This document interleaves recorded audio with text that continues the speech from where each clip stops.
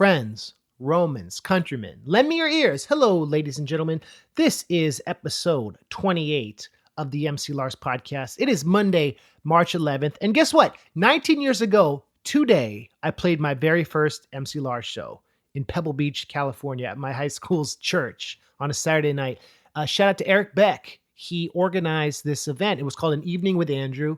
And I had video projection screen. I had my equipment. I had my CD player. I had costumes. And I performed my first solo show. And people who buy the Megaran and MC Lars USB, I have a copy of the entire first show on it, which you can pick up this tour. And, you know, it wasn't super polished, but I did some freestyling. I was only 17 when I did this. And it was 19 years ago today. Speaking of the origins of nerdcore, today we have one of the pioneers of the genre. We want to take it back. Perry Grip invented the term nerdcore because back in the day when Nerf Herder used to play shows, there were bands from Oxnard which called themselves nardcore. So Perry would say, well, we're nerdcore. We sing about Star Trek and video games and we're a punk band, so we're nardcore. So Frontalot later, coincidentally, started calling his subgenre nerdcore. And I don't think he was a fan of Nerf Herder, but Wikipedia kind of cites that Nerf Herder came up with the term. So we don't have to get too much into the semantics. Frontalot does claim it, and it is kind of his thing, but he wasn't the first to invent the term. Maybe the first to invent the term nerdcore hip hop. I'll give him that. But there were a lot of nerdcore rappers like Will Smith. Some of the early Will Smith is nerdy. If you listen to Del the Funky Homo Sapien, and then MC 900 Foot Jesus and MC Paul Barman inspired me a lot. When I was in college at Stanford, on KZSU, I had a show called Pandora's Beatbox. That's a good name for a show, right? With DJ Drew, because my real name's Andrew. And on Sunday nights, after The Drum by Kevy Kev, who was a dude who had a show since like the 80s, I would play stuff like Grand Buffet, Idea and Abilities, LP, Aesop Rock. And then I'd play some nerdier stuff. I'd play some of MC Chris's Eating Isn't Cheating stuff. I'd play MC Hawking. I remember asking the music director, Mike, I was like, hey, have you heard this guy MC Hawking? He's like, yeah, that's great for the internet. It's funny, but I don't bump it in the car or anything. And I was like, that's funny because I bought the MC Hawking CD and I've been playing it in my car all week. So I had a little different taste, but I'd play MC Hawking. Later, Ken Lawrence and I met. He never expected MC Hawking to blow up like it had. And he and I met and we became friends over the years. He's opened for me. Recently he opened for I Fight Dragons and me. And 2 years ago, he had the opportunity to perform at STARMUS Festival in Spain with Stephen Hawking. He invited me to come perform with him. And we rap for Stephen Hawking. We talk about this on the podcast, but I could swear Stephen Hawking was smiling. The song's called Fear of a Black Hole. We're going to end the podcast with the jam. We did this interview very late, like 3 a.m. Our voices are rough. We're tired. It was in the office of the hotel, like the hotel, business center. We kind of took over it with the mics. Luckily, no one was trying to print anything at 3 a.m. But Ken was there. Our friend Len, who does the Podcore Nerdcast with MC Hawking, which is great. I've been on it. It's a very fun podcast. This is my interview with the legendary MC Hawking. I want to shout out my Patreon supporters. Of course, my old school supporters, my older ones, shout out to Adam, Andrew, and Drew. Thank you, for real. My new ones, David, Matthew, and Thomas. And this is my interview with MC Hawking on the MC Lars podcast. Check it out.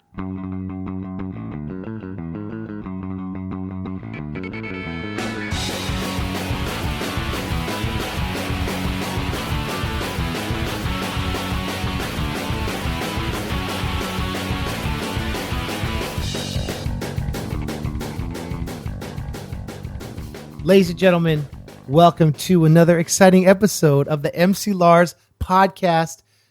I am here with Ken Lawrence, a.k.a. MC Hawking, a.k.a. the amazing rapper, guitarist, musician, friend, one of the original nerdcore rappers, part of the holy trinity of the original Triforce of nerdcore, a dude I've known for years, and we just played a show together in Boston. And he killed it with his band, and we are in like the office of the hotel we're staying in Boston. Ken, what's up, dude? How's it going? It's late. Yeah, it's like, 2 o'clock in the morning now?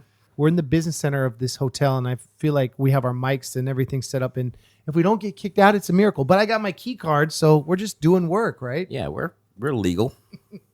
We are in Boston. Where'd you grow up? I grew up about 20 miles north of here. Andover. Where do you live now? You don't have to give the address. I live in Gloucester. I've been all over this wonderful country of ours, but I've lived in the same, like, basic area. I went to college for music. I went to the Berklee College of Music for about a year and a half, and then transferred because I decided I didn't want to be in a city. I think at the time I said I wanted to see cows. So I transferred to a college in Western Mass called Hampshire College. I majored in music and computers, kind of using computers to help write music was my jam at the time. Oh, and that led directly into the MC Hawking stuff, I imagine, right? Yeah, kind of. Let me see if I know the lore right. You can correct me. Okay. You were working your day job and you had a Mac computer, which you weren't really feeling. And every time there was an alert or something, you didn't click on it, it would remind you by reading it in the Mac text voice that you felt like sounded a lot like Stephen Hawking's text-to-speech emulator. And you were like, shoot, let me, like, while on the company dollar, create these scientific raps and, like, write them and do this because of this happy accident of hearing the alert message. How close am I? That's pretty much 5 for 5. It spoke to me in an alert message, and I was like, oh, that sounds like Stephen Hawking. So then I figured out I could just have it say anything I wanted to say. So then I spent the rest of the day then I thought, well, what's the weirdest thing Stephen Hawking could do? And I decided that'd be gangster rap. Yeah. So I wrote a couple of really bad gangster raps and then sent it around to people in the company. And then one guy I worked with who knew my background was like, hey, you should put a beat to that. And so I did. Oh, so you wrote this, you just wrote it out to do as an acapella? Yeah. He was just freestyling. How did you break up the couplets? It's just, I mean, they were just like really stupid little, like quick, dumb, like, yo, this is Stephen Hawking and busting a flow. I mean, it was just like, right, really basic shit. It wasn't until like somebody, my friend suggested that I put a beat to it that I was like, I could actually make like a song out of this. Okay, this was back, in the like around 2000, you know? So it was the birth of the internet, basically. I mean, it was changing the world and it wasn't going anywhere. I mean, it had established itself, but it wasn't kind of the corporate behemoth it's become, So it was like easier to make a splash, kind of. Yeah. And a lot of people kind of were coming up with just weird shit and putting it on the internet. Like a lot of the mp3.com comedy rap and stuff. Yeah, it was, So I decided that if this was going to be funny, the funny part about it would be to just take it way too far, just like put way too much time into it and try way too hard to make it as good as humanly possible. So I did, and I came up with 3 songs, and I put them online. So what was the first, though? So Crazy as Fuck, Fuck the Creationists, and The Mighty Stephen Hawking. Those are the first 3 I came up with. And I also came up with this whole like backstory that, Stephen Hawking was this rapper and that I had this CD that I had found that I was pulling tracks from, but my computer was broken. I put up like pictures of, like I stuck a fork in my CD-ROM tray and took a picture of it to like say that my computer was all messed up. So I couldn't pull all the tracks, like, Yeah. It was just this little stupid What was the joke, that it had been his laptop, or? No, the joke was that, I had this CD that like nobody knew about that Stephen Hawking had made, but I couldn't get all the tracks off at once because my computer was such a piece of crap. Right. Okay. And I came up with a list, like I came up with a bunch of fake albums that he'd made. Right. And so I put those online. I made this website. I put it online and nothing really happened for a couple of weeks. And then Slashdot picked up on it and it just blew up. In the documentary, you speak of as the Slashdot effect. Right? Yeah, that's what people called it. That was like a mainstream moment for this project. But you'd had 3 songs, or did you done the whole No, record? it was only 3 songs at that point. Yeah. And then you started getting people emailing you from around the world. Yeah. We got emails from. I got press, like crazy press from, around the world, and teachers were email. The best emails I got, and I still get these occasionally, is from teachers who email me and say that they had a student who was working on a paper about Stephen Hawking. Yeah. And they'll be reading along and and then the student will go off in this like about his rap career. And and they'd stumbled across my site and thought it was real. And Does that can't still happen, or it hasn't happened recently, but Yeah. it I won't be surprised to get another one. So the teachers would be emailing you trying to fact check if that were real? No, the teachers email me going just because it's ridiculous and I think it's funny. And like more than one of them was saying, I don't know how to grade this paper. And but the thing is, here's the thing. Stephen Hawking was on Futurama, right? Like he's got a great sense of humor that it's not inconceivable that this were a real thing. Maybe. Yeah. I mean, that ridiculous statement. Well, I don't know. I mean, it's not inconceivable. I think that Stephen Hawking would have made like a rap song or two, just like as a joke. I never intended it to be a parody of Stephen Hawking. I never intended to make fun of Stephen Hawking. That was something I set up from the very beginning, was that, MC Hawking would always be kind of the man. He was always on top of it. He always, and it was really more a parody of rap, and specifically gangster rap. Well, and all the ludicrous stereotypes of what makes one masculine, what makes one like what makes that era, 50 Cent and all the bling stuff. Like you really tap into that, and it was a satire of that moment, and so something like along those lines of satire. Stephen Hawking himself got wind of your albums, right? Yes. And then how did that go down? Because that's a great story. So right after the whole Slashdot effect thing, and like, again, like Newsweek was doing little things, and Yahoo magazine, Yahoo used to have a magazine, like an actual paper magazine. Yeah. And it was, MC Hawking's Crib was one of the, 50th funniest sites on the internet. Yeah. And MC Hawking's Crib was one of those. And I mean, it was just, so it got back to some reporter decided they were going to try to contact Stephen Hawking, and they contacted Cambridge University where he was teaching, and they didn't get him, but they got one of his associates, and I don't know who this person was, but he said, I haven't talked to Stephen about it, but I can't imagine that he'd be happy.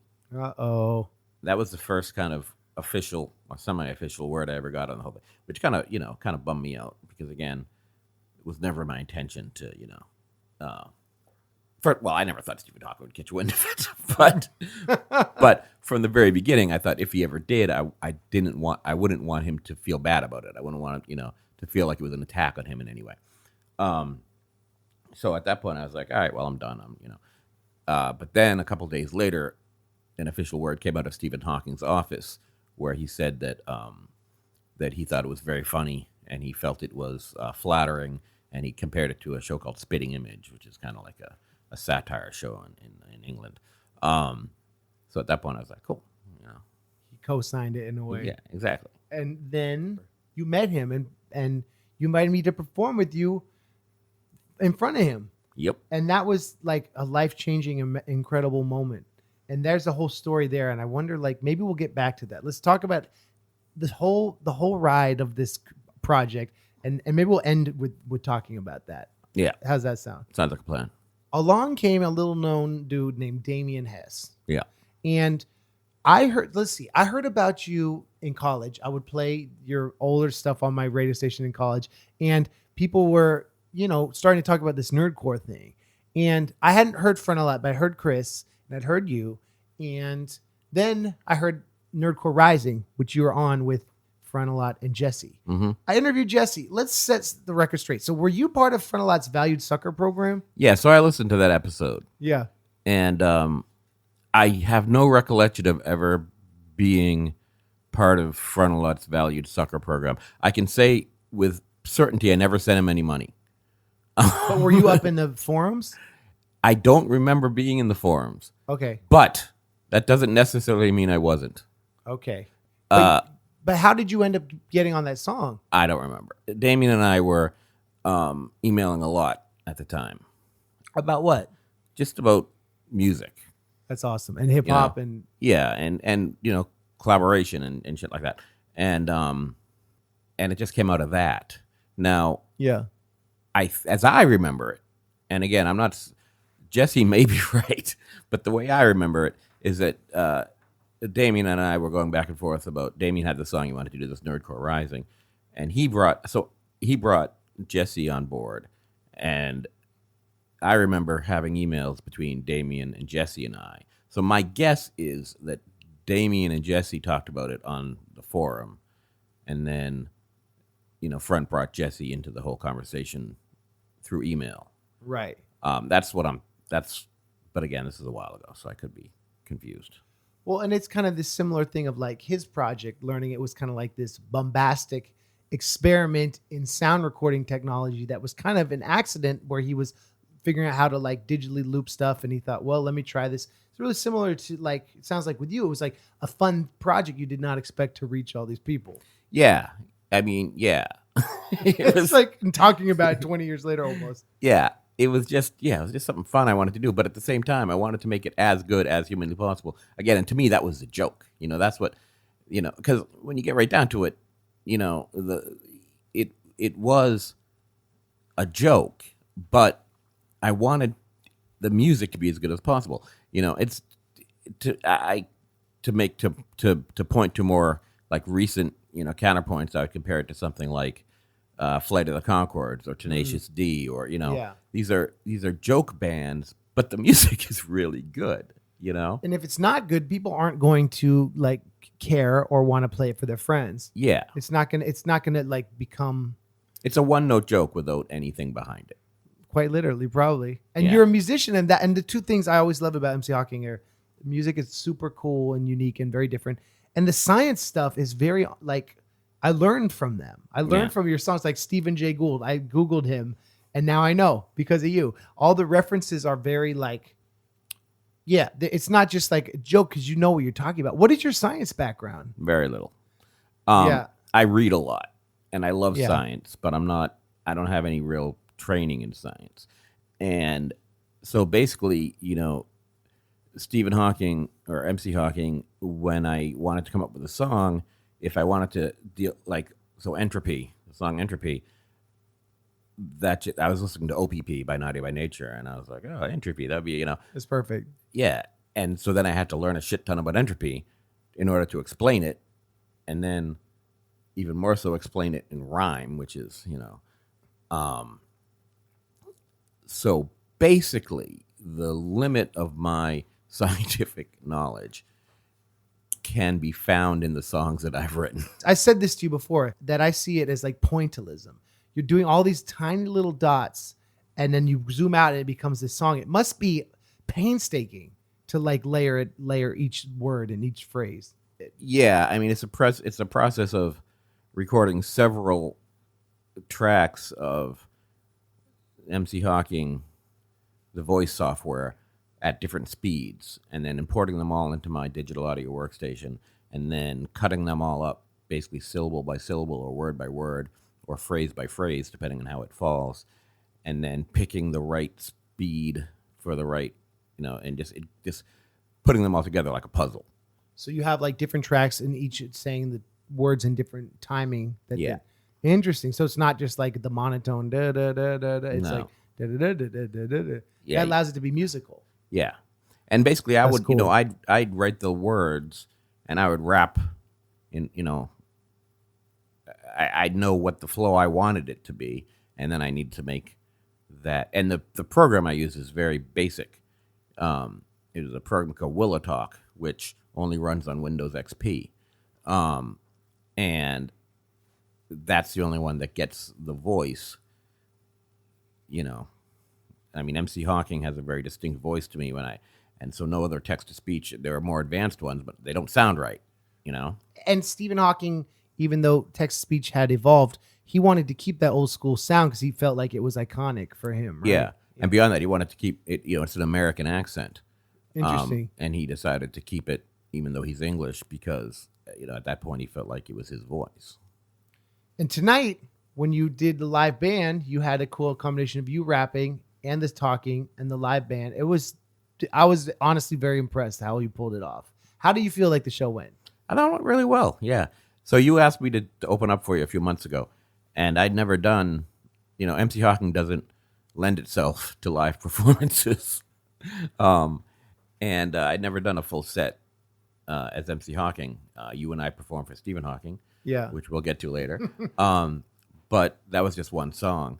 So yeah, so I got together with a band I play with all the time, and yeah, put together a thing where some of it was playing live music to a backing track of MC Hawking rapping, and some of it was just, me rapping the MC Hawking stuff. Just I didn't feel like just having MC Hawking rapping all the time, or even with a band playing with it. I felt that would kind of lose its kind of interest in a live setting. But you had a Eventually. few versions with him rapping, Yep. right? And I always It liked was a it. good balance. Yeah, yeah. You're a good rapper, dude. Yeah, I'd never heard you like rap full verses. yeah, it was a good crowd. It was a good night. And the thing is, um, I say this is the first time I've kind of done this MC Hawking with a full set, but I've performed many, many times in front of many, many audiences with various bands, and nerdcore crowds are just amazing Yes. because They're rare. right, like even bands they don't know, they're right at the front of the stage. They're right, they're they're there to have a good time, and they wanna support the artist, Whereas a lot of clubs you play in, people are just like whatever, It's so it's a very different thing. Yeah, but it helps that you're one of the originators of the genre. Well, And there was like people who were like, I want to come from Buffalo, New York. so I did my thing, and then I became aware of Damien Frontalot. I had no idea. I thought he was black because the only picture of him at the time was a cartoon Of a big black afro. dude with an afro. Yeah. Well, he was like you, who's the dude hiding behind the computer who was like just messing around and people were discovering it. Yeah. But like you, it was not completely a gimmicky novelty. It had flavor to it. Yeah. Well, He's a musician like yourself. yeah, that's the thing. I mean, I first became aware of him through the whole song fight stuff he was doing, Right. and like Yellow Lasers. And one of my favorite songs is a song he does not like at all. An early song of his called "Crime Spree." You know, he says about that song to me that, oh, well, I'm just a middle class guy who happens to be not rewinding videos. Ooh, I'm making fun of rap as a subversive art form. Right. It's funny. Yeah. Well, that's the thing. I mean, Breaking the law until the break of the dawn yeah, or whatever. it's Ill. That track is ill. It's really. I mean, the thing that I love about Front is that his wordplay is just brilliant. And it's front and center in that song. Although the two songs that kill me is Yellow Laser Beams and Floating Bridge. Those two, when I first heard them, I thought it was just brilliant. He's talking about bridges and like how they're actually built and cantilevers and all this stuff. And then he goes on to say like the suspension bridge could go like 7,000 feet, but it's 7+1 from here to where I want to be. So like Yeah. It's like a metaphor for where he's going in his life. yeah. But it also teaches you something about bridges. But anyway, so I loved what Front was doing, and his flow seemed really unique to me too. And so I contacted him, and we started talking. And then from that, I heard Chris, and I loved Chris's stuff too. This is again early stuff, Robitussin, and Geek, Hijack, Robitussin. I was super into like Aqua Teen Hunger Force at the time too, and C Lab 2021. And he was good. It was unique. He didn't have the crazy cleverness that Front had, but he had an energy to him. And he had hooks like that Reggie in the Full Effect one. But does he even try? Yep. Right? I Yep. liked how he was mixing genres. Yep. And it was just like so fun. You just wanted to listen to it over and over and over and over and over again. Those hooks on those first few EPs are ill. And I remember in one of them he said that came out in 2003, he wrote Nerdcore in 2004. Yeah. And he says he's going to call his next album Napoleon Complex or whatever. That didn't happen, but Nerdcore did happen in 2004. And you got signed, right? Yeah, I guess I don't know for. I always considered MC Chris to be the Jean-Paul Sartre of nerdcore. Sartre never liked to be called an existentialist. Nerdcore is dead or dying because there's so much crappy nerdcore. And then through email, I learned, well, yeah, you and I had this email exchange about the politics of nerdcore. How I felt, gosh, this is like very delicate territory. I felt like it was making a parody of the pain and the social history. And then I learned that you had a multicultural background. And it was interesting in that, like, oh, well, what does that mean that MC Hawking has this kind of gangster persona? And is that okay or less okay? It was so many layers, dude, in this. So complicated. It's so complicated. Yeah, and I would get like people would describe me in interviews multiple times people describe me in like newspaper articles as white. And either people, and my father's black, my mother's white. I'm black as Obama. Uh, and or as Public Enemy said, white mother, black father, black baby. But and it was just an assumption that people would make. That you were white because Stephen Hawking is white, or because it was a nerdy project. I think because I sound white and they were talking to me on the phone, and because it's a nerdy project, and so this nerd guy who's a computer programmer who's rapping must be a white guy. How'd that make you feel? If we want to get into my how I have self-identified over the years, that's a whole other. That's going to have to be a very special Lars podcast. Okay. There's a lot of let me just say this. What can we unpack though? Because this is interesting. I grew up in Andover, which is a very white neighborhood. Home of a very popular prep school. Yeah. Yeah. Yeah, where George W. went. So you were living there when he was going to high school there? Yeah, probably when I was living there, because I moved out when I was like 7. He probably was going to school around then. Yeah.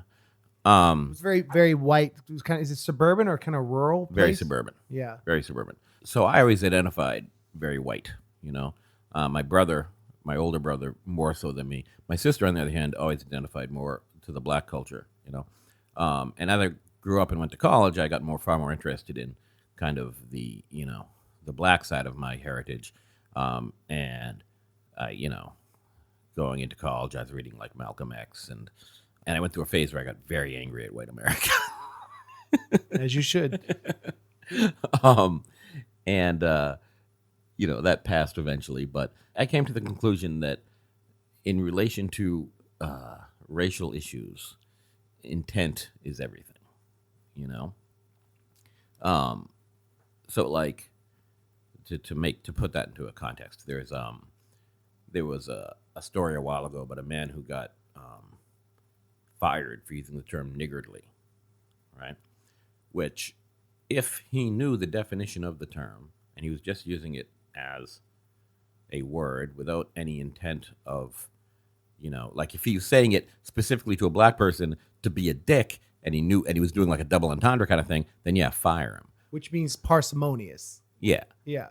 But if he was using it in its actual usage, so I mean, to me, so that's what I'm saying. That's intent is everything. You wouldn't but most people now would be very careful not to use that word. True, but I hear what you're saying. So he was fired. Was he trying to do it in a provoking way, or I don't really know that. I got my thesaurus here. Yeah. How do I? I could see that going either way. Maybe he should have been fired. Maybe he shouldn't have been fired. It really depends on what his intent was when he used that word. And that's what language is. And that's why people talk about PC and political correctness, and to me, political correctness means don't be an asshole. People talk about, oh, well, why can't you say Merry Christmas? Well, you can say Merry Christmas however you want, but if you're a store, then it makes more sense to say Happy Holidays because you don't know who the fuck is walking in. Right. And not everybody's a Christian.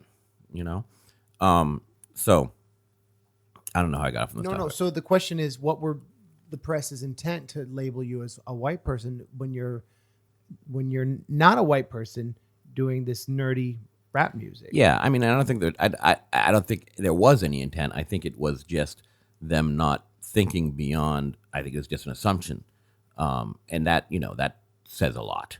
It's a bias, though. Oh, it's a huge bias, and that's this bias that I really had a problem with. Of we can listen to this because it's.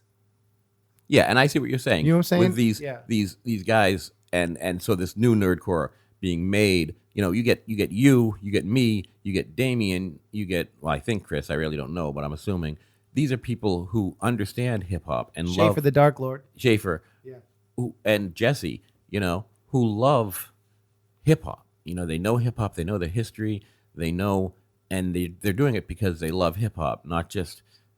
And so then you get these other people, maybe who are coming up, and they're doing it because they love, MC Lars, and that's as far back as they go. Now, okay, maybe there's a problem there. It's a question of, but at the same time, there are bands, when Led Zeppelin and the Rolling Stones came out, they loved the Delta blues, and they understood it, and they were, building on that. But now we have bands that are building on the bands that built on Zeppelin, that Right. built on, and eventually things progress, and the deepest roots of it are no longer what is being kind of, it's, you don't always go back to the source. You summed it up well, because like you don't want people to ever forget Robert Johnson.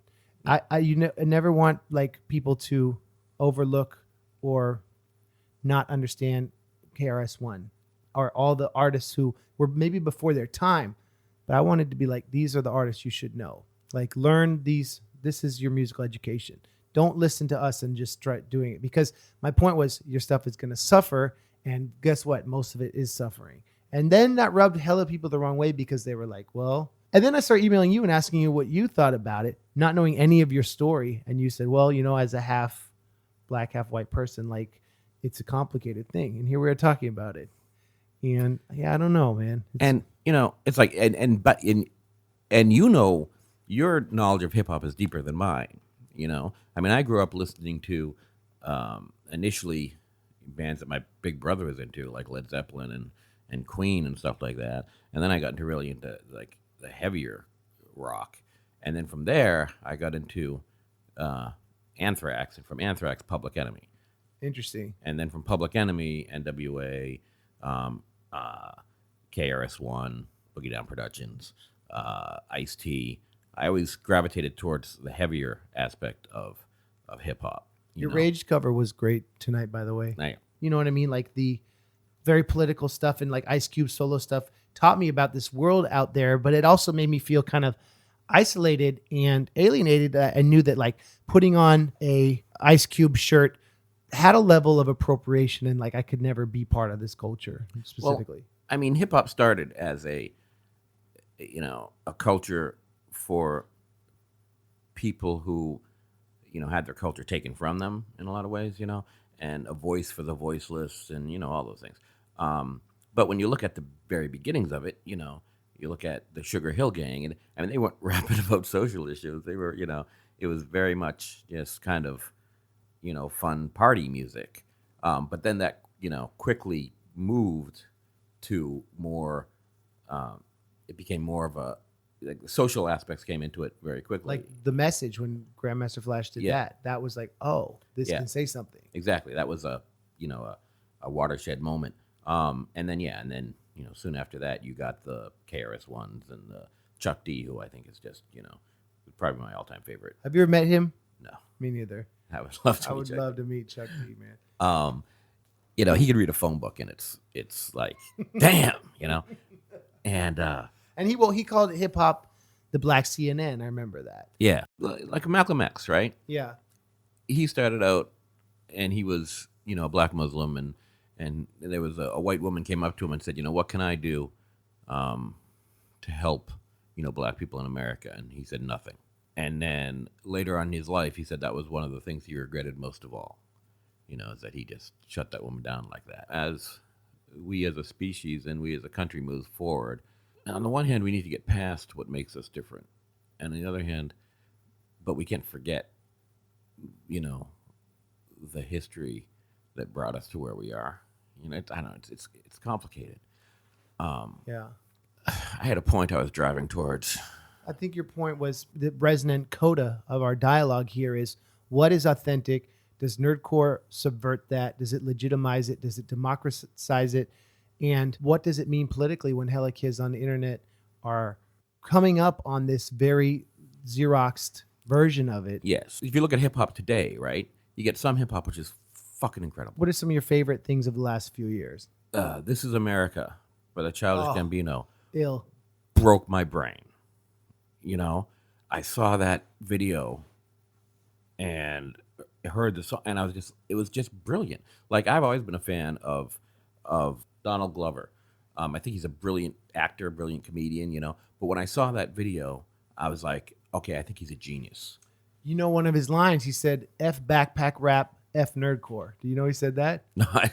And Frontalot said when he performed at South by Southwest. He looked at Frontalot in the eyes when he said F nerdcore. You know, I like the song. It kind of transcends genre in terms of his singing and Yep.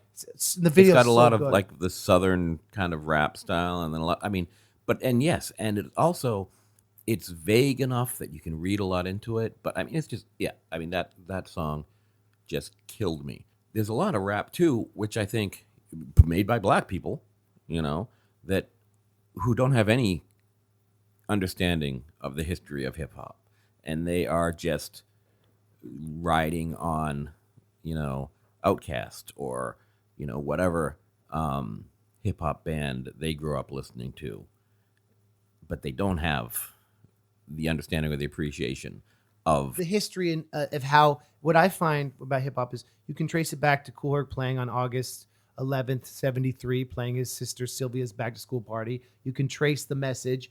You can trace, like, you know, you can look at, it's such a short history that it's just an hour of going through YouTube links to understand the roots of it, right? Right. It's not like rock or classical music where it's like a huge deluge of information. It's a finite amount of time. Well, even rock's pretty finite at this That's point. true. Yeah, that's but, true.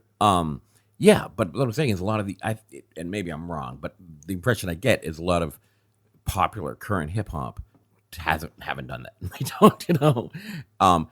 But to me, that's what separates the great artists from the commercial artists, the generic bullshit. Or like Picasso worked in realism before he did cubism, right? Yeah. There's this interesting question of like, is the subversion of form the result of being fluent with it and then doing your own take? Or is it like the punk rock thing of like the SoundCloud rappers just creating noisy, hedonic, like bacchanalian? I think that can work, right? But only if you're a freaking genius. And that's kind of why the Childish Gambino track is fresh, because he's stylistically sounding like a lot of that mainstream stuff, but it says something ill, right? Yeah. Do you I like didn't Kendrick? make that connection, but yeah, I like Kendrick Lamar a lot. Yeah. Yeah, that's another one of the recent guys that I think is just nailing it. And yeah, so the kind of the point I've been dancing up to is there's actually a song I'm planning on writing, which is kind of in reaction to this whole you know, nerdcore's dead. And you brought up a more interesting point, being with the whole like not knowing the history and just kind of, and that I think is very valid. But in regards to a lot of crap being put out, the song I'm thinking about writing is almost all of almost everything sucks. Because I firmly believe almost all of almost everything sucks. You know, those gems that stand out. Yeah, that are canonized. Exactly. Like people like talk about Saturday Night Live and how like, oh, it's not funny anymore. It used to be funny back in the. It's like, no, it was never funny. You know, you remember the funny bits of it. Right. You know? Yeah, or like Simpsons. Oh, Simpsons was funny the first 10 seasons. It was great. But the last seasons of every Simpsons episode has a gem in it. I love The Simpsons. I still try to watch it. And that's a comparison of like our memory paints things better. And maybe that was kind of where people called me out, was because like, well, you're looking at a canonized list of like 5 artists that you like and songs you reference. You're not aware of what's happening with nerdcore. And now the way it's become more diverse, younger, it's very vibrant. It's there's a whole bunch of it, and most of it sucks. But that doesn't. But there's still a lot of it. There's more of it, so that means more of it's good. Exactly. What new nerdcore artists do you listen to, or do you like not really care? I don't know if I go as far as not really care. Yeah. But I don't listen to a lot of new nerdcore. Were you an Adam Warrock fan? Yes. How about Doc Ock? Doc Ord, yeah. Yep, like that. I think he's definitely a talented guy. Yeah, Michael Cahill. Michael Cahill? How do you say it? I call him Michael Cahill, because if you're gonna if you're gonna camel case your name like that, then you deserve to be called Michael Cahill. No, but Michael Cahill is great. Yeah. He's also a great producer. Yeah. He's a good guy, great producer. You know, there's just been a lot of great stuff in the past few years. And it's because I think a lot of it is 10 years ago, recording technology wasn't fresh. It was expensive. My first record cost to make, The Graduate cost like $15,000 to make. Jeez. Plus paying guests and stuff like $20,000.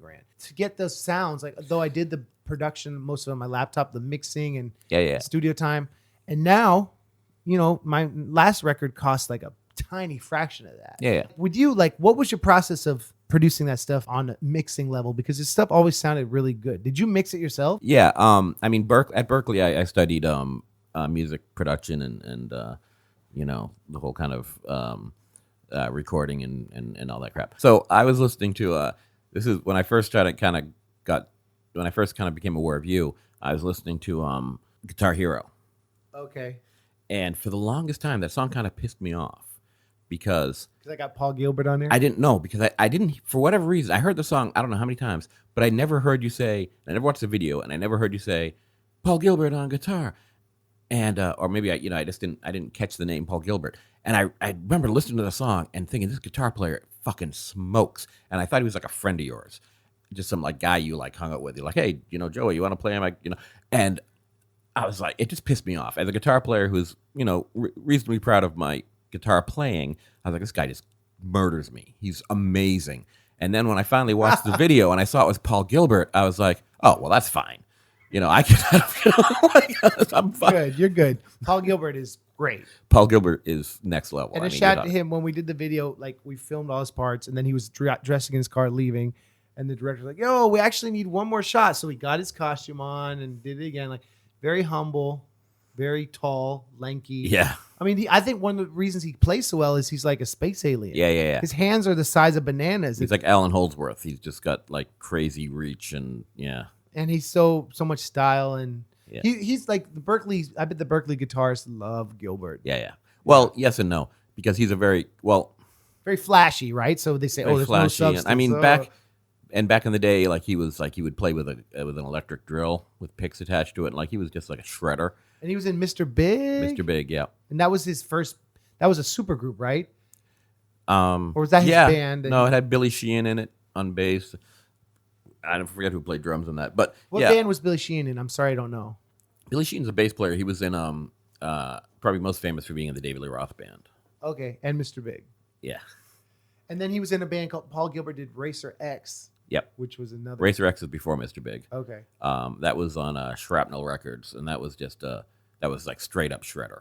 Your rock guitar, man. Yeah. Well, I know my rock. MC Hockey has some metal roots. Yeah. Well, that again, that's where I came up on the rock, and I still love that stuff, And you had that Zeppelin medley where you have Hawking do hilariously monotone Zeppelin stuff. Yeah. Was that so? When you got signed, they told me I couldn't put that on the album. Copyright.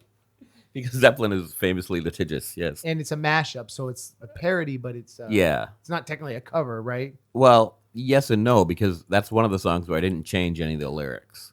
So it was a cover. So it's basically a cover. But isn't it a medley? Yeah, it's a medley, but I don't think you can't really get away with. We could have argued that it was a parody because obviously it's but and it's a cover. It's just used stylistically the timbre of the singing.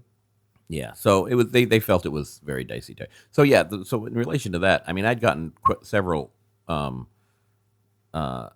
the time, back in the early 2000s, several offers to make us, to be quote unquote signed. And this was off of the 3 songs. Yeah. Well, no, I put out a few more after that. I probably had about 5 or 6. This company called Brash Music contacted me, and they offered a really fair and interesting deal. So I was like, yeah, let's do it. Did they do like one of the greatest things is that commercial with those kids talking about you? Yeah. Did they do that? No, I did that. Dude, that is awesome. You have the MC Chris poster in the background. Yeah, I had MC Chris and Frontalot. That's tight. And a bong. And the kids who did the voices? All the voices were done by Dave B. Mitchell. So you wait, did you animate that? Or you scripted it? No, I had digitized them and animated them. And then all this like clips from the supposed music videos. If you haven't checked that out, what's Google MC Hawking commercial? Yeah. It's very funny and it's very like timeless. So Dave Mitchell, he did that. And then around the same time, I got a email from an artist who, said he was a fan, and he did the album cover. He did my first album cover, and he did Front's first album cover. So when he contacted me, there's a guy named Tony Moore, and they were working on a new book at that time, which was The Walking Dead. Wonder what would ever happened to that Kirkman guy. Yeah, exactly. So they came out with The Walking Dead a couple of years after I met Tony, and a couple of years after he did the album cover for me, and he drew Front and I into one of the first issues of The Walking Dead. As zombies, right? Yeah. I got my head cut off. Front was eating a deer. And we had a little back and forth about who was the better zombie. And my argument was, well, I was, because I was trying to eat a person. He was just, chewing on a deer, which seems to be a pretty lame zombie. Yeah. And he said, well, you got your head cut off. And I said, yeah, but at least I tried, I went out with some panache. And then now you got the masters back for the brass music went belly up. And again, Okay. to credit to the company, they contacted me when they were going belly up, and they sent me documents to basically transfer all, legal rights back to me. Was it a licensing deal, or did you sign away the masters when you worked with them? I signed away. I signed away the masters, and it was basically a 50-50 profit split on that, and they had rights to first refusal on the next album.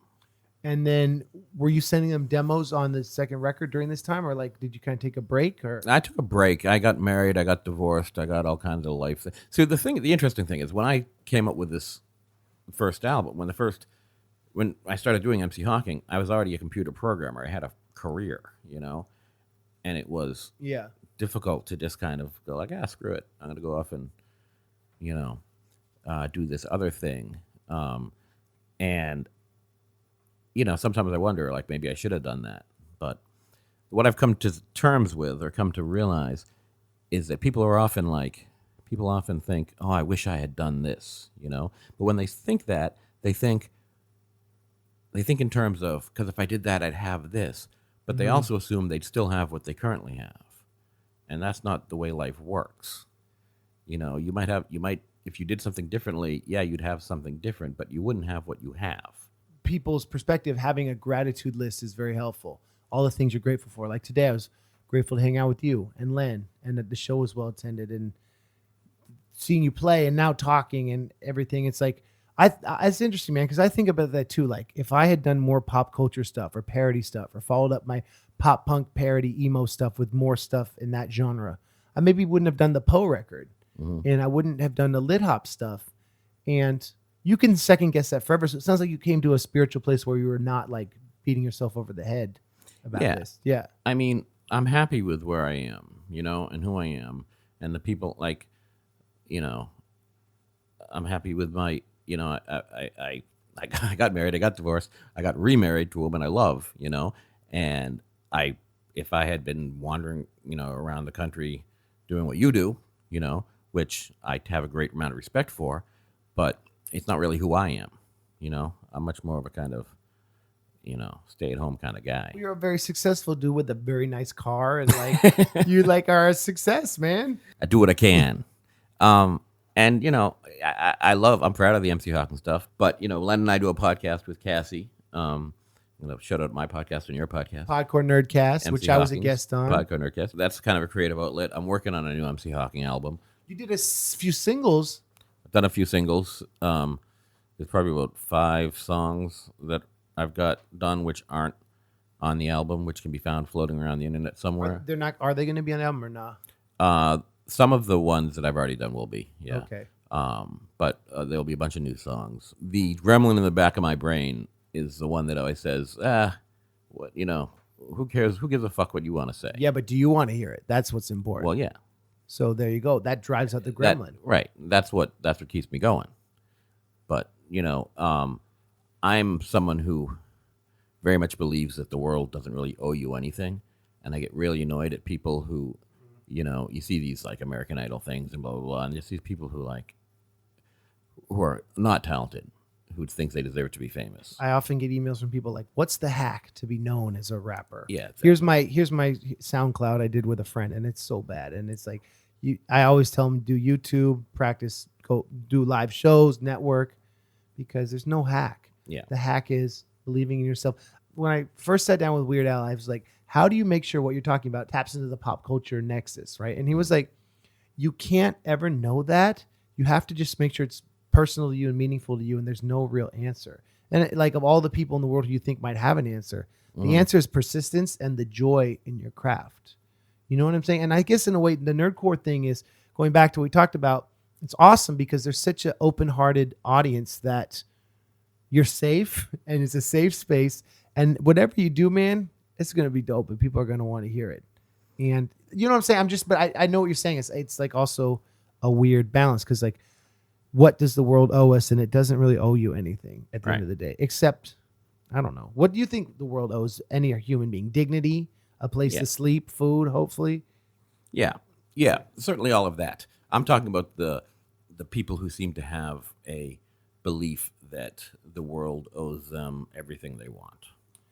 And that is what leads famous people to descend into destructive behavior because they feel they're insulated from all that. I mean, that's kind of the whole tragedy of the downfall of so many rock stars and writers, right? Bo Burnham was on like Conan or some one of those shows, and he said, for him or Taylor Swift or whatever to go on and tell people, follow your dreams, is the stupidest advice ever, because we were extremely lucky, you know? And it's a balancing act, because, yeah, people should follow their dreams, but at the same time, everyone cannot be famous. You know? I talk about this a lot with my wife, who has had success with her band Handjob Academy and who is a teacher now. And, you know, she's in grad school and she spends a lot of time, you know, she's a hardworking, amazing, beautiful, fantastic woman who inspires me. And we talk about this. What cost do you follow your dream? And when do you become like the artist who has the day job? Because there's no shame in that. Herman Melville had a day job. Like so many great artists and musicians. I mean, some of the best artists all probably did it because they loved it and didn't force themselves to make a living off of it. And that is a hack there. And Ashley's very, I learned a lot from her because she's like one of the most amazing poets and writers and performers I've ever met. That's kind of why I fell in love with her. But she's also a really great teacher and student. And she balances the two in a way where I'm always like, well, I'm punk rock. I got to just be on the van, blah, blah, blah. But it sucks to be eating gas station food at 4 a.m. And, you know, I've been up, my weight's fluctuated and feel sick and lonely and like no one loves you and drinking to block out the pain. This is getting kind of like real here, but like I've had dark times with the MC Lars stuff where I felt like it should be a certain way and it wasn't. And I was like, this was like the Lars Attacks record is about this. And that's where I kind of found spirituality and the Karis one song and found religion and found my own way of becoming sane. But it was, you know, I didn't, this stuff you're telling me is like so wise, dude, because you have done your art and you seem like a very well-adjusted, happy, successful person. I'm glad rap brought us together and I'm glad that we're talking about this and I'm glad our listeners can hear about our journeys in this. You know what I'm saying? Yeah. And I mean, you know, the problem with the day job is it gets in the way of the creativity, you know, and that's what I'm talking to my shrink about all the time, you know. It's a function of time is finite, right? Exactly. Yeah. And Marx talks about that. And like right now, like Len and I and a few other friends are working on a movie.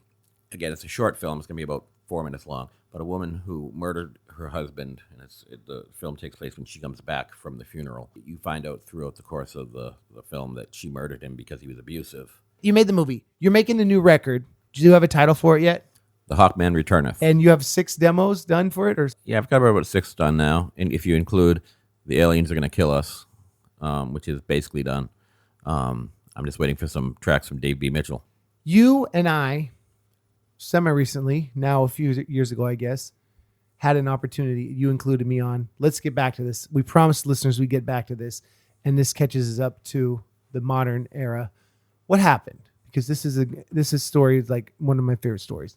Back around when I first started doing the MC Hawking stuff, I got an email from a woman named Deborah Lovett who was applying to be a assistant to Professor Stephen Hawking. And she, in her research, she found my site and she thought it was really funny. And we just kept up. She was from England, obviously. We just kept up an email conversation, over the years. She got the job. And so flash forward to 2016, I was on my honeymoon in Puerto Rico, and I got a call from Deborah that Garrick Israelian was trying to get in touch with me. And so she gave me his number. So I Googled Garrick Israelian. He is an astrophysicist. Brian May from Queen recently got his PhD, and Garrick Israelian was his thesis, whatever it is. Garrick Israelian was also led the team that discovered how pulsar is related to black hole. You can look it up. Look up Garrick Israelian on Wikipedia. But anyway, so I contacted him, and he said he was having he's doing the STARMUS festival, which was the second one they've done, and this one is going to be in honor of Stephen Hawking, and Stephen Hawking was going to be there, and he wanted to know if I would perform. So I was like, well, yeah. So this is a volunteer thing, so we can't pay you, but we'll fly you down to Tenerife, to the Canary Islands, and put you up in a 5-star hotel, and pay for everything. And I was like, yeah, you don't need to pay me. That's pretty good. Oh, and I get to perform for Stephen Hawking, and Brian May's going to be there, and Neil deGrasse Tyson, and Richard Dawkins, and Oh, and I found out. The caliber of people at this thing is like insane. It was stupid. The guy who sang the David Bowie song in space, he was there. Rick Wakeman from Yes. There's just a bunch of astronauts and PhDs and Nobel Prize winners, and just like if nerdcore had like a pantheon of people outside the genre. Yeah, I mean, it was just And at that fancy dinner, who did you have dinner with? Hans Zimmer. Yeah, Hans Zimmer. That was crazy. And Brian Eno. Oh my gosh. Brian Eno. I didn't meet Brian Eno. Brian Eno got bumped. I bumped Brian Eno. Brian Eno was supposed to perform before Stephen Hawking gave his thing, and Garrick decided to change it so that it was me. Did we open for Stephen Hawking, or he opened for us? No, I'm serious. We went on before him. I just love how you saying open for. Yeah, we went on before him. Yeah. Okay. Right before him. We opened for Stephen Hawking. That's fresh. You did. I was just there to do my verse and hype your parts. Yeah. So I. So how did I get involved in this? Because I still don't quite understand why you picked me. So. But I'm very thankful. So I was going through my Rolodex, and after about the 7th or 8th person, Chris and Frontalot passed. Yeah. No. Megaran was at MagFest. So initially, it was supposed to be Jizza from the Wu-Tang Clan. We're supposed to you and Jizza. Yeah. I don't mind pinch hitting for Jizza. And Jizza said he was into it. But then we couldn't get in touch with his publicist for a long time, and then it turned. I finally Googled it, and it turned out his publicist got busted for sexual harassment. So at that point, we were like, okay, well, Jizza's out. So I told Garrick, you couldn't get in touch with Jizza because his publicist had sexually harassed someone allegedly. Yeah, but Jizza's not on Twitter. Well, Jizza just wasn't responding personally. I thought it was the genius. Yeah, whatever. Not so much. So you couldn't. Okay, so then what? But why me? So I had two thoughts. I had you. I had Front. Those are my two thoughts. Damien is a fantastic guy, crazy smart, perfectionist, but he's also a lot of times, and I'm the same way, and I don't blame him for it, but a lot of times in his own head. I've known Damien for forever. I have nothing but respect and love for Front, and I've known him longer than you, not as well as you, but longer. And I've always had a weird, he's a hard guy to get a handle on. And if you don't hang out with him a lot, which I don't, I think it's hard to know exactly where you stand with him. In what way? Sometimes I feel that I annoy Front. So I understand. Part of it is my, insecurities and. True. And part of it is me trying to be like, I always want his approval, and I always want him to be laughing at me. I always want to make him happy. And I've learned through my therapy that I can't always control a situation with my joyful smiles. Hey, cuddles. Hey, muscles. It actually can really be annoying to people. And especially when they're having a hard day. And so I've learned to let go of my need to control the vibe of the van. And he's a great friend. And he teaches me so much. He's so patient with me. And I fart all the time. And I'm up late, and I played ICP for 2 hours once, and he didn't make me stop it. He's such a good guy that I've learned about myself, and that's he's in Moby Dick, the whole thing is Ahab's flaw is that he tries to project himself on the whale to see his true identity. The whale's thing is nature. He's neutral. He doesn't care, which is why Ahab sees the darkness in his own soul and projects it onto Moby Dick.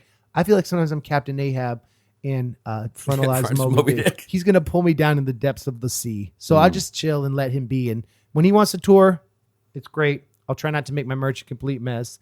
And so for me, it's I've known him for a long time. We did some interesting things in the past. We share a history that not a lot of people share, So when I do see him, when he's around, but I want to connect on that, and oftentimes he doesn't seem like he wants to. Great person, great marketing Front guy. is one of the best lyricists I've ever heard in my freaking life.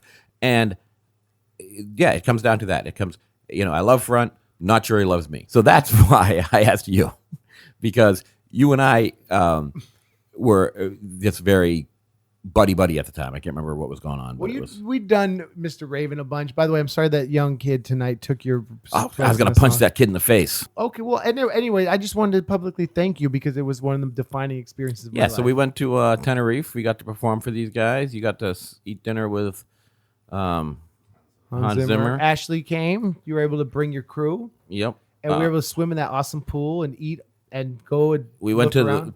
maybe the freaking dopest water park in the history, which where Len took a freaking water slide into past a huge tank of sharks. Through a sure tank shark. Yeah, like this shark tank. Yeah. This 40-foot drop. No, 40 stories. It was huge. Yeah, it was huge. And we're like not trying to do it. And you're like, I'm in. Shoop. The shark tank didn't scare me. The drop scared me. I wasn't doing that one. That was the only ride I refused to go on. It's like the coolest water park in the world. It was. It's also where that whale ate those trainers. Yeah, see, I mean, that was part of the reason I didn't want to go on that slide is because I was pretty sure that they had laxer safety laws in Tenerife than they do. The kind of rides where you feel like you could fly off the edge. Like, yeah. Those YouTube videos where the guys are going down and it's like a really but it was so sharp corner. They just fly off this. But that's why it was so dope. Yeah. Well, it wouldn't fly in America. No. Because you're not flying off the side of the slides. Yeah. But there's this one it was like, you come out, it's a funnel, it's like the size of a building. You're basically going upside down. Yeah. It's like so insane. Yeah. But then you got us these passes to cut all the lines. Yeah. Or you and Len hooked that up. Yeah, we got the speed passes. Yeah. But they weren't trying to honor it for some of us. Len was like, we're freaking cutting this line. These American, get those sick kids out of the way. And we swam with sea turtles. Snorkeling with sea turtles. You mentioned Roger Day Sawyer. I just want to geek out for a second. So we had all these luminaries were at this thing. And aside from Stephen Hawking, the one I was most excited for was Robert J. Sawyer, who's like my favorite sci-fi author. And I found out he was going to be there pretty late. I was just looking at the website, and he was just like, "Oh, and by the way, Robert J. Sawyer is going to be there." So I went and I bought a hardcover book specifically because I wanted him to sign it. And the first day we were there, I go into the and you were with me then, right? Yeah, I just checked in. I went in, and Robert J. Sawyer is standing in the middle of the lobby, looking confused. And so I go up to him. I go, "You're Robert J. Sawyer," and he's like, "Yes, I am." And I said, I'm a really big fan of yours. He goes, "Well, I'm supposed to be giving a speech in about an hour." What was his series of books? Or what's his book that he's written a bunch of books. Yeah. Quantum Night's fantastic. Flash Forward is fantastic. Which book did you have him sign? I think I had him sign Flash Forward, if I remember correctly. Okay. But he was like, do you know where the convention center is? Because was his flight delayed? Why would he get in an hour before he's supposed to talk? Yeah, his flight was delayed and the bus had left without him and blah, blah, blah. It might have been 2 hours before he was supposed to talk. But so I was like, yeah, I can drive you there, but you have to sign my book first. But it was just such a serendipitous moment that I walked into the lobby and freaking Robert J. Sawyer's and down then there. and then we hadn't been to the convention center, so we're trying to figure out. You're racing through Tenerife and in your awesome car, and we're trying to figure out where the heck this was, and we found it, and you delivered him, and he gave an incredible speech. Yep. And it was really cool.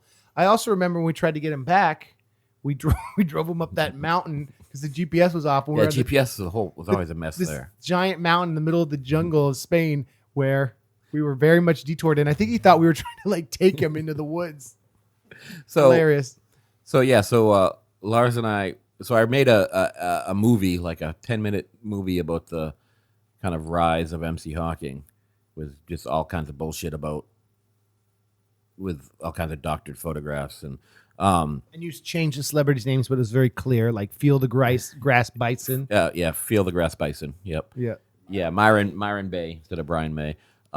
We were backstage, and the video was about to start playing, and I remember I was thinking to myself, we could see the video. We were behind the screen, but we could see it, but backwards. And I remember thinking, okay, there's a joke in the first 5 seconds, and if nobody laughs, this is going to be a really long 15 minutes. And they freaking laughed. They did laugh. And was it translated in other languages or subtitled or? No. They just knew English. Yeah. But a lot of that humor of like that he was like part of the Beastie Boys or whatever, all your like hip hop tropes, they followed because it was very sharp, savvy, intelligent. I mean, to make a room full of astrophysicists and astronauts and geniuses and dudes from Queen and to make them laugh, that's a tough audience, dude. Yeah. And you did, and they liked our song, which was based on one of his final papers, right? Which is called Soft Hairs and Black Holes. So Stephen Hawking wrote a paper with a hilarious innuendo. Yeah, it was, soft hairs is a very specific kind of like quantum concept, but he very much meant the double entendre. Yeah, so yeah, it was cool, and I forget the guy's name. But he's like Neil deGrasse Tyson except in England. Yeah, Brian Cox. He said it takes a lot of guts to rap about black holes in front of Stephen Hawking and play guitar in front of Brian May. And I was like, yeah, You said that's true. But Stephen Hawking looked like he was smiling. Yep. And Brian May was rocking his head and loving it. And it was, gosh, my verse was about the literary approach to like the darkness that characters go through and how the song is about you can get through that black hole and survive. It's a great, and we should end this podcast with that song, by the way. Yeah. Yeah. Yeah. So I mean We killed it, dude. we killed it. And we practiced so hard, and you really drilled me, and like we spent all night practicing. I was like, we got it. But I'm glad we really rehearsed it because when we got up there, we were so ready, man. Yeah. It was because it was just awesome. We had them put their hands in the air, and it was just like, and then when, unfortunately, like Ash got in late, and so we were having dinner. We talked to Hans Zimmer. He was like, "Oh, you're the rappers. It's so great." And I was like, "Oh, I wish Ken were here to like talk to Hans Zimmer," but he was mad cool. Yeah. Shout out to him. Who would you have dinner with that night? Nobody famous. I think I was the famous person. Yeah, but they're probably like astrophysicists, PhDs, and that was a crazy thing about STARMUS. That everyone had a freaking awesome story, and Yeah. I felt being on stage with you and like having the chutzpah to do that video and like rap and just it was ridiculous. But it was like people were like, "I respect you, and I'll talk to you." It's funny because the last day I was there, I was hanging out with Robert J. Sawyer, and Garrick came up with a book.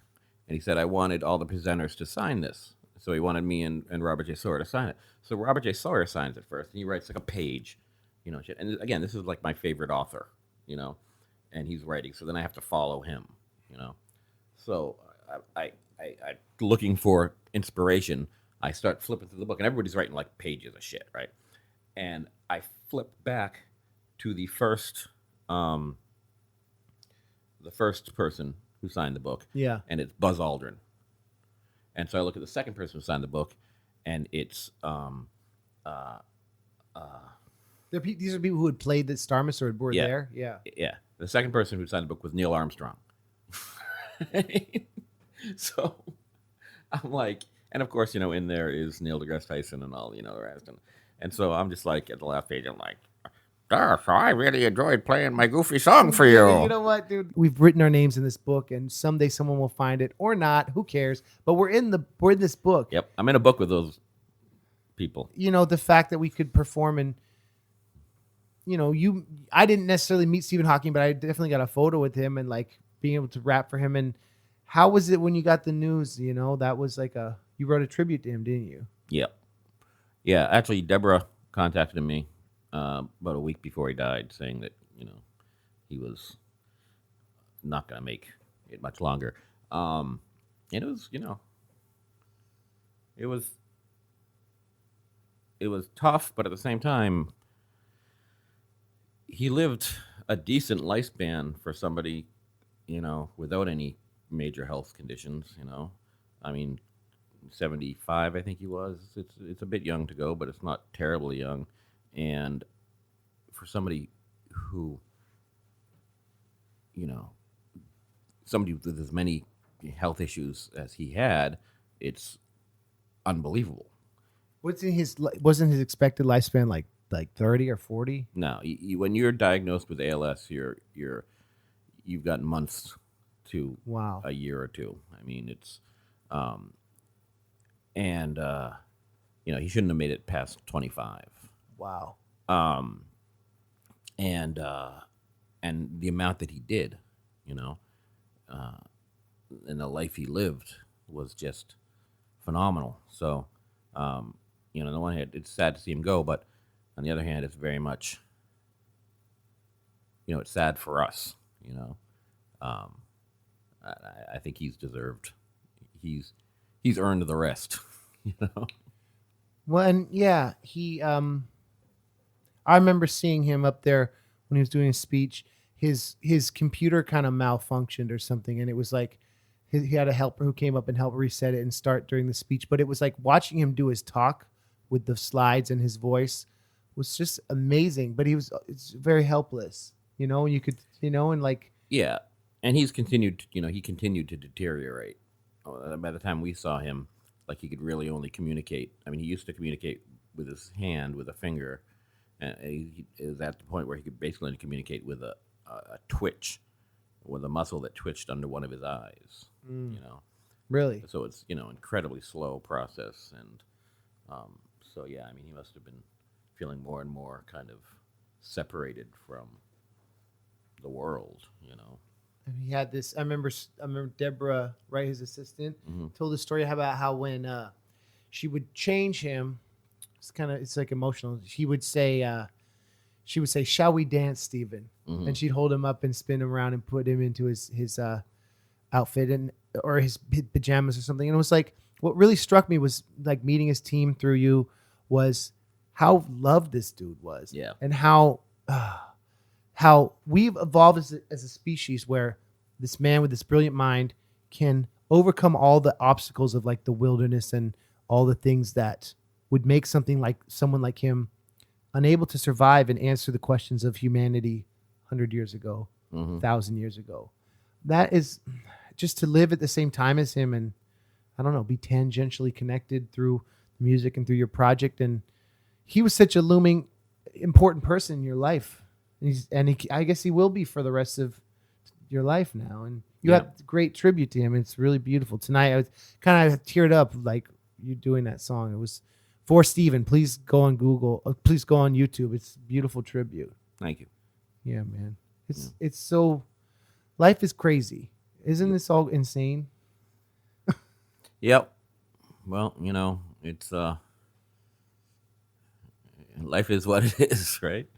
It's just I don't know. I try not to we talking about my shrink earlier, and his big thing, which has helped me a bit, is the difference between desires and expectations. And he's saying it's okay to want something, but you shouldn't expect it. Because if you expect something, then if you don't get it, then something is wrong. The world isn't right. Goes back to what you're saying about the American Idol.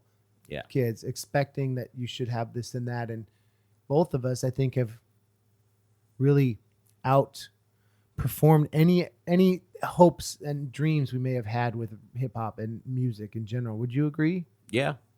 And I also feel like we're all kind of just getting started. I feel like I have mad records in me and friends I want to work with. And it's really cool that we've all found each other in that. It feels like that. I feel like, I don't know. Do you feel like you have a few more albums left in you? I got at least one more album. Yeah. And I feel like I got a bunch of films in me. How does the passing of the namesake of your rap project, how do you feel and like, how does that affected you? And I don't know, does it make it feel different when you're doing these songs, or does it feel like he's living on through them? Yeah. I mean, it doesn't really feel different. I just want to make sure that anything I do with the name MC Hawking in the future isn't just for crass, commercial gain. It's like not just like I want. To me, Stephen Hawking and MC Hawking were always very different people. I never really considered MC Hawking to be, an offshoot of Stephen Hawking. He was a satirical thing in and of itself. So, in my mind, Stephen Hawking passed away, although MC Hawking is way too much of a badass motherfucker to ever die. And there's a long history of, people continuing to do, satirical versions of deceased celebrities. I don't know if you knew, but Edgar Allan Poe is actually not still living. Seriously? So when I'm doing Edgar Allan Poe stuff, he passed away. I don't know if you got that. He was trending the other day. I thought, what, was this recently? Yeah, Poe, man, he's passed, so I guess I can still do him on stage. Huh. We have that. That's I feel you that he's a historical figure, and you're like forever giving him life. Yeah, I mean, there's the whole concept that nobody's dead until the last person forgets them, and you know, I don't know. It's again from the very beginning, it was intended as a tribute to him, and that's how he always took it, and that's how I intend it. And yeah, I think I've still got a few more things to say using that voice. So you're saying that more like less gangster satire, more like real stuff. I mean, that's the way the songwriting has been going. Yeah. I've been doing more sciencey stuff. Like the song I'm working on right now, Aliens Are Gonna Kill Us. It's it's funny, but at the same time, it's Stephen Hawking was very, saying we don't necessarily want to get in contact with aliens because Yeah. It hasn't worked out well for humans, in the Native past. species. Yeah. When a more advanced civilization comes across a less advanced civilization, things tend not to work well for the less advanced civilization. We had a great show. I'm glad we got to do this, man. Me too. I love you. I love you too, Ken Lawrence. Peace. Oh, so mchawking.com MC. Yeah. and MC Hawking on Twitter. And your stuff's on Spotify. And it was aggregated finally. Yeah. Without the periods. Like it's all annoying. Yeah, I had to go. How did you do that? I just yelled at CD Baby? yeah. Not CD Baby. Who the hell is it? TuneCore. TuneCore, yeah. TuneCore's great. Yeah.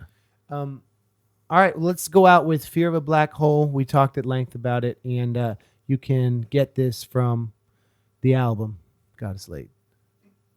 Word. Fear of a Black Hole, yo. Life could take its toll, yo, but you gotta roll with the hits. Commit to it. Spit your truth, and no matter how low you go, energy can never be destroyed. Fear of a Black. Peep it. Of course, it's a reference to Public Enemy, which is tight. Yo. You ever feel sometimes like life is weighing you down? A massive weight pressing down on you, crushing you, changing you. Well, the Hawkman and MC Lars are here to tell you that you aren't alone.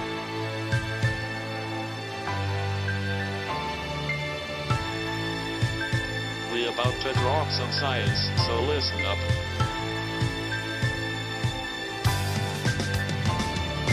Nuclear reaction gives a star energy, pushing constantly against gravity, but eventually entropy always wins the day and the star will collapse. But that is not to say that this is the end. Nah, player, it can morph to a neutron star or perhaps a white dwarf. It's matter compressed in a tight little clump, an object so dense it might just overtrump. But what if the star was way hella big and keeps on collapsing, contracting, you dig? Well, in that case, shizzle gets unbelievable, a complete breakdown of general relativitism. For you see, what it be is a singularity, a point bending space to an infinite degree, where classical physics takes a backseat role to the violent birth of a new black hole.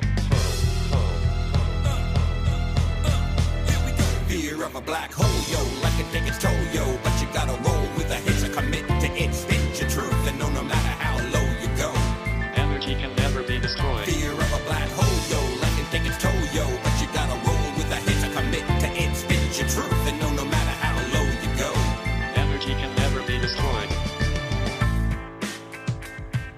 It's MC Lars and MC Hawking, together at last. We're dropping that alliterative science.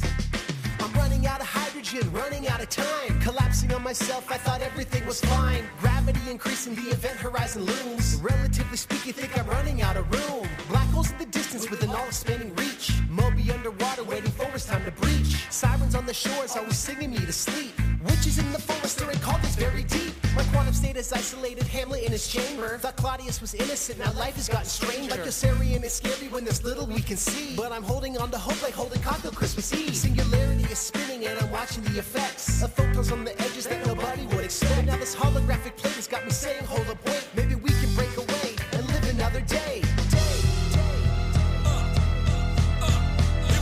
fear of a black hole, yo, like it take its toll, yo, but you gotta roll with the hits or commit to it, spit your truth, and no matter how low you go, energy can never be destroyed. Fear of a black hole, yo, like it take its toll, yo, but you gotta roll with the hits or commit to it, spit your truth, and no matter how low you go, energy can never be destroyed.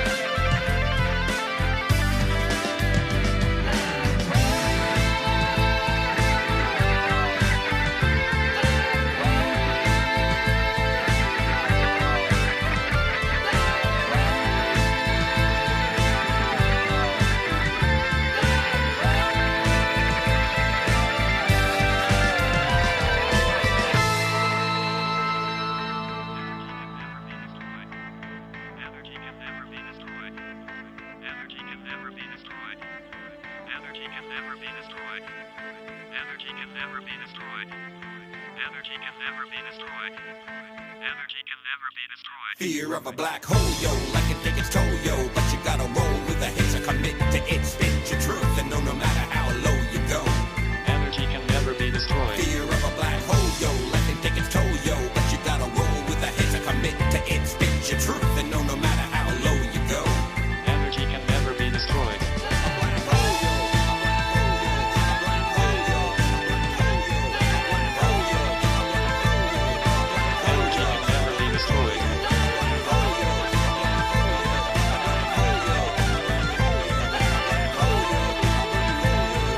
Energy can never be destroyed. Energy can never be destroyed.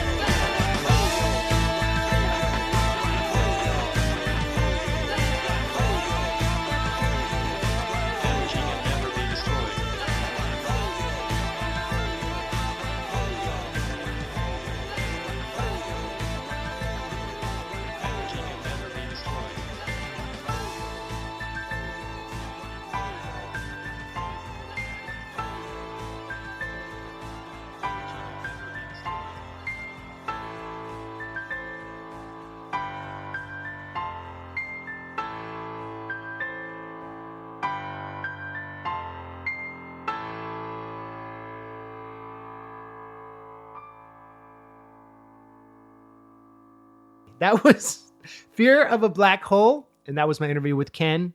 The latest interview we've done. I think we finished at like 5 a.m, but we went deep, and I appreciate you, MC Hawking. Check out his stuff. He's putting out new music, and he performs. His live show's awesome. He's a very, very good guitarist, and his band is amazing. I'm a big MC Hawking fan. I will be to the end of time, and he has a really beautiful tribute to Stephen Hawking, a song for Stephen, which has a video on YouTube, and which I really love.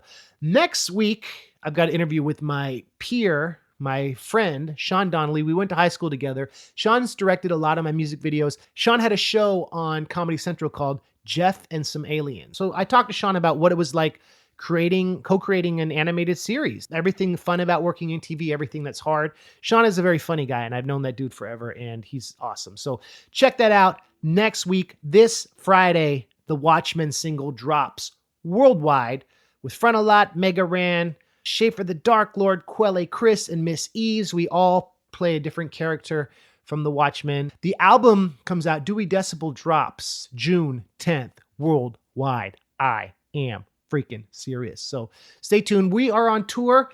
I'm going to the UK later this month, and then US, nerdcoretour.com for dates. But thank you all for listening, and we'll see you next week. Have a great week. Peace.